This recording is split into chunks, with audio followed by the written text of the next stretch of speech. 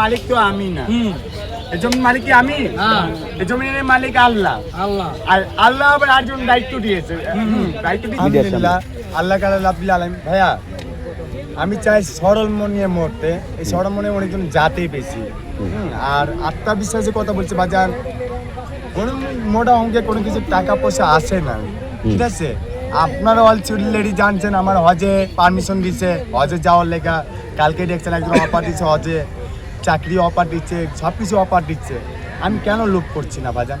আমাকে এই ঘর মানা লেগেও টাকা দিচ্ছে। আমি বলছি না, আমি একসময় এখানে থাকবো না, ঠিক আছে? কেন থাকবো না? আমার নিয়ে রাষ্ট্র সব। একজন টোকাই কিভাবে মানুষ হলো এটার গল্পটা আজকে আপনাদের সামনে তুলে ধরবো। অবশ্যই আপনারা কম বেশি সে বিষয়টা সম্পর্কে অবগত আছেন, তারপরও আমি আমার স্থান থেকে সর্বোচ্চ চেষ্টা করব আপনাদেরকে। দেখেন, আল্লাহ তাআলা কখন কাকে কোন অবস্থায় রাখে, কোন অবস্থায় কবুল করে, এটা আপনি কখনো বুঝতে পারবেন না। দেখেন, এই জিয়া উদ্যান না, এটা কিন্তু সোহরাওয়ার্দী উদ্যান। এই সোহরাওয়ার্দী উদ্যানে এই রকমের একটি অচেনা চিরচেনা একটি জায়গায়, জরাজীর্ণ জায়গার ভিতরে এই লোকটা টোকাইগিরি করতো, মানে বোতল কুড়াতো। সেই বোতল টোকাইয়ে বেচা কিনে করতো এবং সেখানে তিনি থাকতো একটু করে ঘর বানিয়ে, থাকার কোনো স্থান নাই। আমরা সেটাকে তাকে কিভাবে মানুষ উপরে নিয়ে গেছে, আল্লাহ তাআলা কখন কাকে কিভাবে নিয়ে যাবে আপনি কখনো চিন্তা করতে পারবেন না। দেখেন, আল্লাহ তাআলা সম্মান দিয়েছে, সম্মান দেওয়ার মালিক আল্লাহ, এটা আপনার মানতে হবে। যে মানুষ আপনাকে যতই অবহেলা করুক, মানুষ আপনাকে যতই ঘৃণা করুক, মানুষ আপনাকে যতই অবহেলা করুক, আল্লাহ তাআলা সম্মান দিতে পারে, এটা মেনে নিতে হবে। দেখেন, এই লোকটার পিছনে বর্তমান সময়ে হাজার হাজার সাংবাদিক, হাজার হাজার মানুষ ঘুরে, যার বাস্তব প্রমাণ আমি আপনাদের সামনে তুলে ধরছি। এই লোকটার কাছ থেকে শুনুন কিছু কথা। যখন একটা ভাঙচুং ওটা বলে 31 তারিখ বাংলা মাসে, অখন ম্যাজিস্ট্রেট বলেছে আপনি এরই সব কিছু সরে এলান, ঠিক আছে?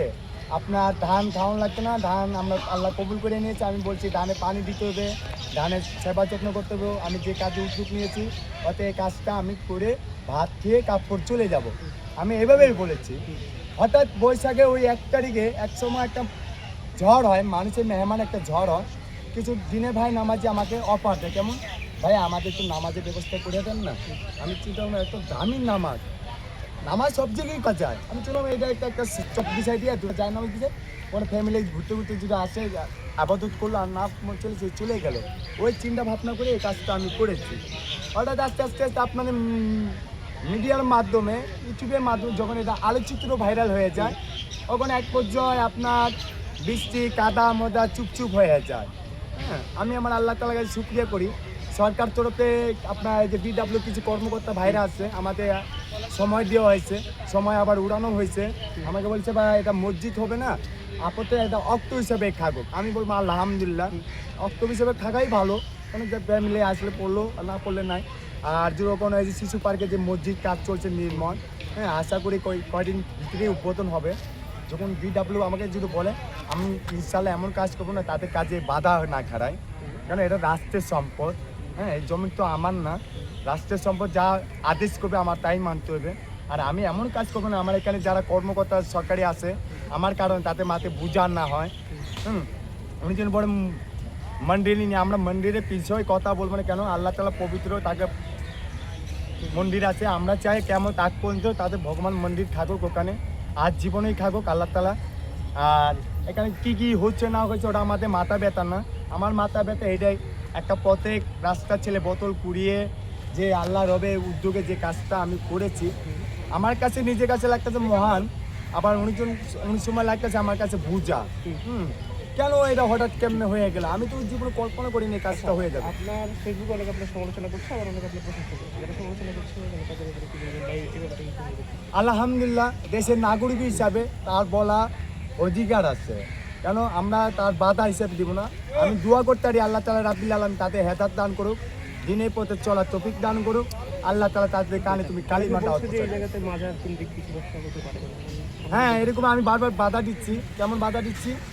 আল্লাহর রস্তে আমি রাজীব শাহ যদি মারাও যায়, দয়া করে এখানে কেউ মাটি দিবেন না, কেউ দয়া করে এখানে মাজার মানানো কোনো পায়তারা সৃষ্টি করবেন না, আমাকে গুণাগার পাঠানেন না। সাধারণ যেভাবে মানুষ মারা যায় মারি দেয়, আপনারা আমাকে আজিমপুরে মারে দিয়েন। আশেপাশে তো 2-3টা মসজিদ আছে। জি, সরকারি আলহামদুলিল্লাহ। জায়গা, গণপূর্ত জায়গা। মানে এই জায়গাতে মসজিদ করার মানে কেন? আমি এখানে অক্টোক হিসাবে করছিলাম, হঠাৎ আস্তে আস্তে যেটা আলোচিত্র ভাইরাল হয়ে যায়, তখন অনেকজন বলে ভাই এটা কি মসজিদ নাকি মসজিদ। হ্যাঁ, আমি তো বুঝি না কোনটা অক্টোক কয় আর কোনটা মসজিদ কয়। আশা করি এখানে আমি কিছু শিক্ষা অর্জন করেছি। অক্টোক মানে নামাজ যেখানে মঞ্চে ওখানে পড়া যায়, আর মসজিদ মানে ওখানে জুম্বার নামাজ পড়া যায়। এই দুটো আমার শিক্ষা জ্ঞান আল্লাহ তাআলা আমার এখানে অর্জন হয়েছে। আর আমি এমন কাজ করবো না, এখানে কিছু কিছু হকার ভাই আছে তাদের পেটে লাথি না মারা হয়, কিছু কিছু কর্মকর্তা ভাই আছে তাদের সমস্যা না, চাকরি নিয়ে কোনো হ্যাসেল টানাটানি না হয়, তারা সরকার পারমিশন দিব। তাই আমি আল্লাহ কাছে ওই নির্দেশে কাজ করবো। আমি যদি উচ্ছেদ করতে চায় গণপূর্ত জায়গা, তাহলে কি করবে? আমি বলতে চাচ্ছি সরকার তরফ থেকে যদি নির্দেশ আছে, আলহামদুলিল্লাহ সরকার ভালো বুঝেই করবে, কেন এরা শিক্ষিত জ্ঞানী মানুষ। হতে পারে আমি বউ কলম, তারা তো শিক্ষিত, তারা যদি বলে রাজীব এই কাজটা এরা উচিত না, আমরা একটা স্থান দিয়েছি তুমি ওখানে যাও। আমার আশা এখানে যে পবিত্র যে কোরআন শরীফ আছে, কিছু জায়নামাজ আল্লাহ অস্তে আছে, এই জিনিসটা আমি কই নিয়ে যাব, কার কাছে দিব। ওতে ওই যে নতুন মসজিদ নির্মাণ হচ্ছে, যখন উদ্বোধন হবে, যখন BW আমাকে প্রস্তাব যদি দেয়, আমি ইনশাল্লাহ ওখানে আমি নিয়ে যাব। ওখানে নিয়ে যদি আমাকে মনে বলে ভাই আপনি ওখানে দিনে শিক্ষা নিতে পারেন, ওখানে আমার চাহিদার ভিতরে ওই মসজিদে আমার কত মানুষের দিনে শিক্ষা নিতে পারে। আমি আচ্ছা, এই যে কোরআন আপনার একটা শেয়ার হতে পারে আজকের জন্য অতি গুরুত্বপূর্ণ। দেখেন, এতক্ষণ যে এই লোকটির কথা শুনলেন, এই লোকটি এই জায়গাটায় বসবাস করে। এই যে একটা যেখানে আমরা গ্রামগঞ্জে মুরগি যে বসবাস করে, মুরগি পালার পরে যে রাত্রবেলা আমরা রাখি, এরকম একটা ছোট্ট চাপড়ি ঘরে। এবং দেখেন এই সোহরাওয়ার্দী উদ্যানে এইরকমের একটা নিরিবিলি জায়গায় যেখানে মানুষ নেশা করে, পোলাপান নেশা করে, নানান অপকর্ম করে, সেখানে তিনি দলীয়ভাবে সরকার দেশকেও বাঁচানোর জন্য হোক, যেভাবেই হোক জায়গাটাকে আলোচিত হিসেবে তুলে ধরেছেন। এবং তিনি এই ছাপড়ি ঘরটার ভিতরে থাকেন, যেখানে একটা মানুষ বসবাসের উপযোগী নয়, তারপরে তিনি এই ঘরটায় থাকেন। এবং এই জায়গাটাকে এমনভাবে আল্লাহ তাআলা কবুল করে নিয়েছে যে আপনার একটা শেয়ারের মাধ্যমে আরও দ্রুত কবুল করতে পারে। অবশ্যই একটা শেয়ার করবেন। আশা করি আজকের ভিডিওটি আপনার একটা শেয়ারই অতি গুরুত্বপূর্ণ হয়ে উঠবে। আছে না, দায়িত্ব কার হাতে? BW হাতে। এই BW জায়গা মালিক, যিনি যদি উদ্যোগ নেয় এটা হবে হবে আলহামদুলিল্লাহ, যিনি উদ্যোগ করেন না হবে না আলহামদুলিল্লাহ। আল্লাহ কাছে মেহরবানি শুকরিয়া, যিনি যে নির্দেশ দিবে BW সরকার তরফে যে নির্দেশ আসবে, থানা যেরকম নির্দেশ আছে, আমি আলহামদুলিল্লাহ এমন কাজ করব না আমার কারণে তাদের কোনো সমস্যা না পড়ে, কোনো ঝামেলা না পড়ে, আমি ওরকম কাজ করতে চাবো না, আমার কোনো প্রয়োজন নাই। আল্লাহ রাব্বিল আলামিন আপনাদের মিডিয়ার মাধ্যমে আলোচিত একটা ভাইরাল হয়ে গেছে। হ্যাঁ, আপনাদের মাধ্যমে শুকরিয়া। সরকার এমন কাজ করব না, সরকার রাষ্ট্রে ক্ষতি না হয় আমার দিয়া। আমি চাই আপনারা যেভাবে স্বাভাবিক চলাফেরা করেন, আমি ইনশাল্লাহ ওভাবেই চাচ্ছি স্বাভাবিক চলাফেরা করা। আপনারা আমাদের জন্য দোয়া করবেন, দেশের দোয়া করবেন, দেশের সরকারের জন্য দোয়া করবেন।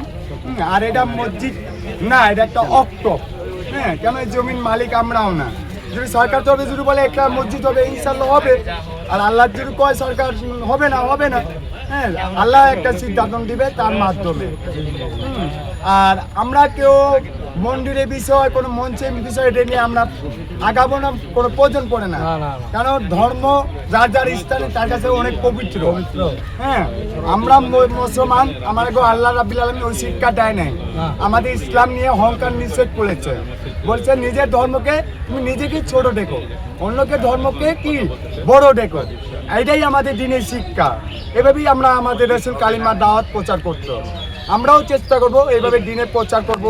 পথে মানুষ যারা আছে, যারা মাদকের আশ্রয় আছে, আমরা যার স্থানে চেষ্টা করবো তাদের কালিমার দাওয়াত প্রচার করার জন্য। আমিন। এবারে আমি আসল ঘটনায় আসি। সেটা হলো যে দেখেন, এই আমরা বাংলাদেশের মানুষ, বাংলাদেশের জনগণ, আমরা ভাইরালের পিছনে ছুটি, আমরা শুধু ভাইরাল জিনিসটাকে বুঝি। দেখেন এখানে এই যে রাজীব শাহ নামে যে ব্যক্তিটি, সেই টোকাই বলেন বা রাজীব বলেন, যাই বলেন না কেন, তিনি তার আশ্রয় নয়, তিনি এখানে থাকেন এবং এখানে তিনি তার থাকার স্থানটা খুঁজে নিয়েছেন, নিরিবিলি একটা জায়গা।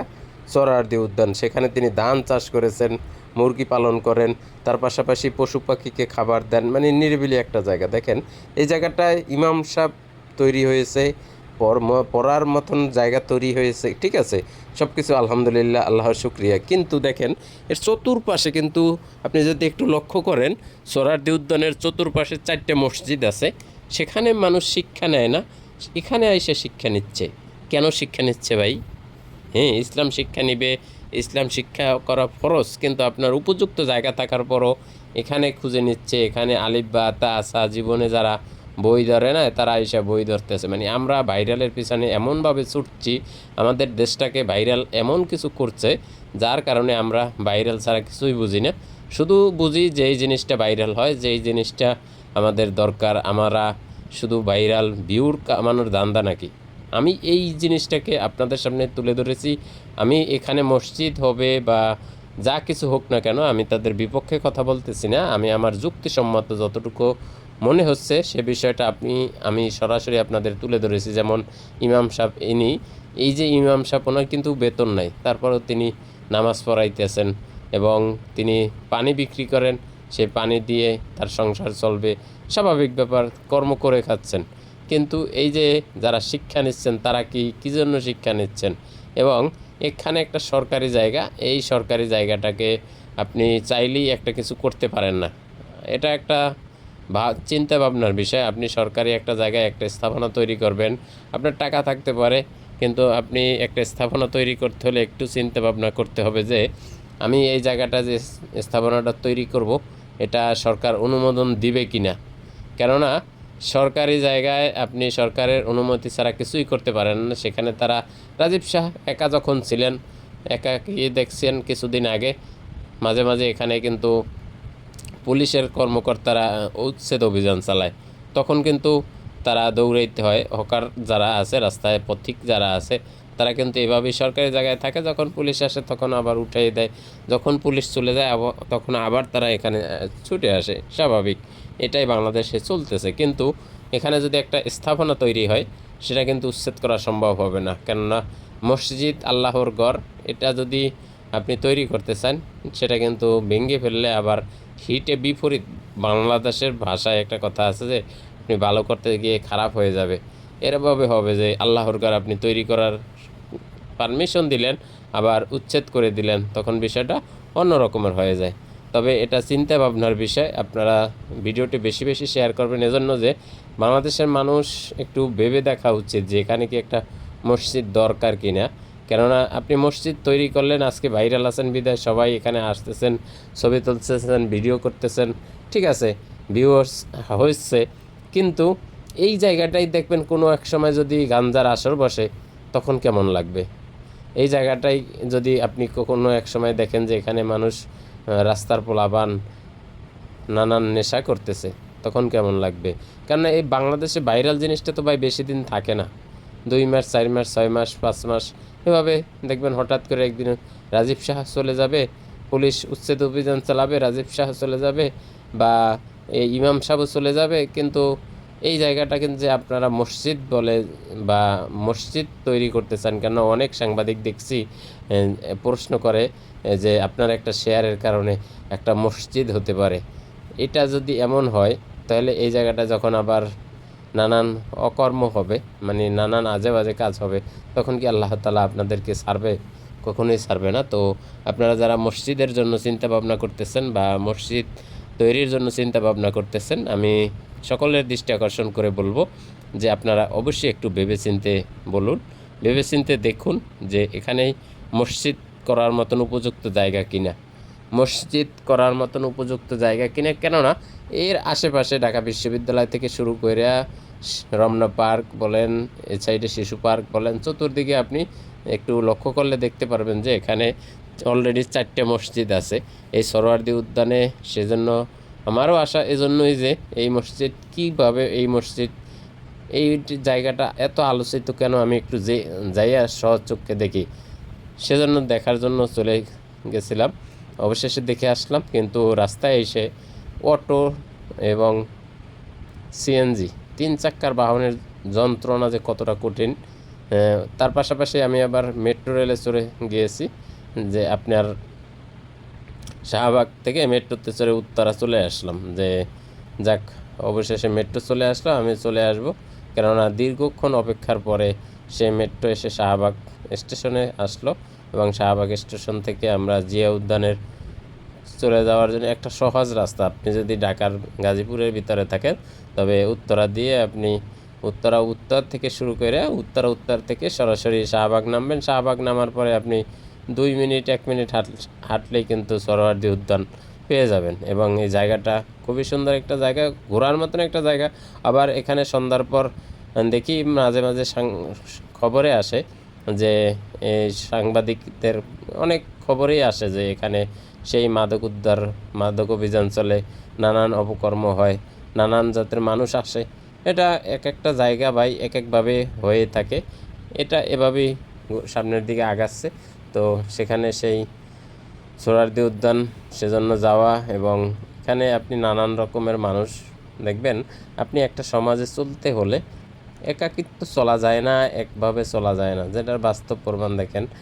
কার রিজিক কোথায় আছে এই সোহরাওয়ার্দী উদ্যানে, সেখানে আপনি দেখেন এক একজন মানুষ এক একভাবে রিজিককে চলতেছে, এক একটা রিজিক দিয়ে তারা তাদের সংসার চালাচ্ছে, এক একটা রিজিকের উপর এক একটা ফ্যামিলি চলতেছে। যেমন আমি আমার কর্মস্থলে চেষ্টা করি যে আমার পরিবারটাকে সুন্দর রাখার একটা উসিলা, এভাবে ওখানেও একটা উসিলা যে আল্লাহ তাআলা এভাবেই তার কর্মটাকে সুন্দরভাবে ছুটে চলছে। দেখেন এই যে রাজীব সাহার মসজিদ নির্মাণের কিন্তু যাওয়ার রাস্তাটাও কিন্তু অতটা সহজ না, অতটা সুবিধা না। তারপরে মানুষ সেখানে ভিড় করতেছে, মানুষ সেখানে যাচ্ছে। আমরা যে বাংলাদেশের মানুষ ভাইরালের পিছনে কিভাবে ছুটি, সেটার বাস্তব প্রমাণ আপনি যদি আমার ভিডিওটা দেখেন সম্পূর্ণ, তবে আপনি বুঝতে পারবেন। কেননা আপনি মাঝখান থেকে 1 মিনিট দেখে কখনো বুঝতে পারবেন না, কেননা আমরা বাংলাদেশের মানুষ কতটা ভাইরালের পিছনে ছুটি, কতটা, এটা বাস্তব প্রমাণ আপনি দেখতে পাচ্ছেন আমার ভিডিওতে। যেখানে একটা মানুষ থাকার মতন জায়গা নাই, সেই মানুষটার পিছনে লক্ষ লক্ষ মানুষ ঘন্টার পর ঘন্টা মানুষটা কথা বলতেছে, ঘন্টা